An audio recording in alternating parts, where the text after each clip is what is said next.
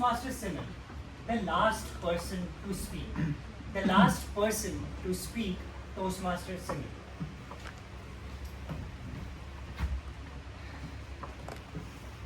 How many years do you think a person can spend at a boarding school?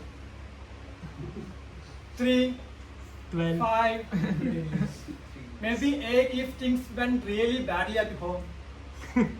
12 years. From 2012 to 2024, I spent my 10th, my 12th and my degree all inside the same 4 walls.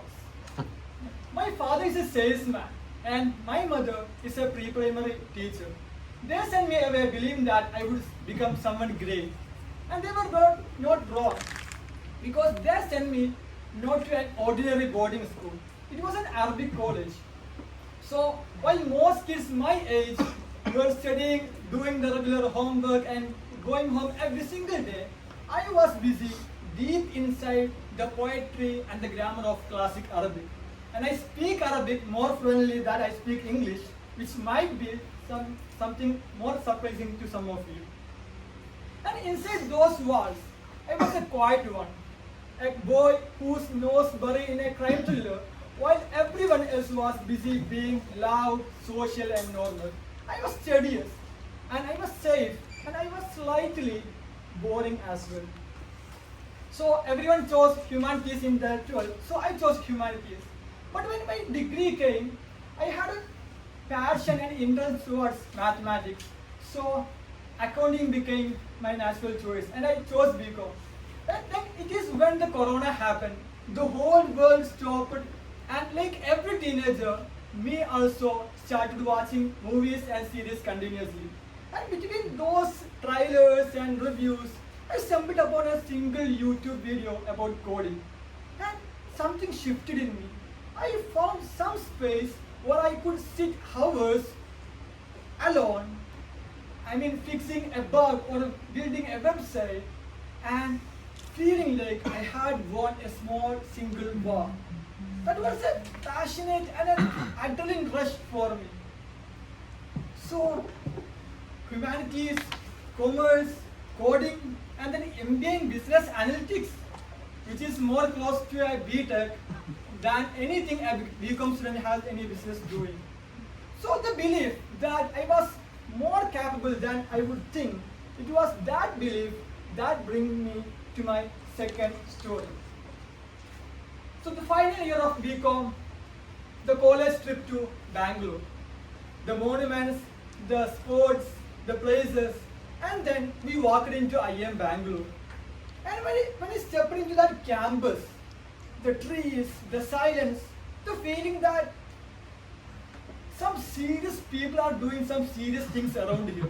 So something shifted in me. Then I turned into my friend and I said, I want to study here.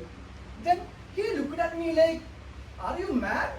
He looked at me like I just said him, I want to go to the moon.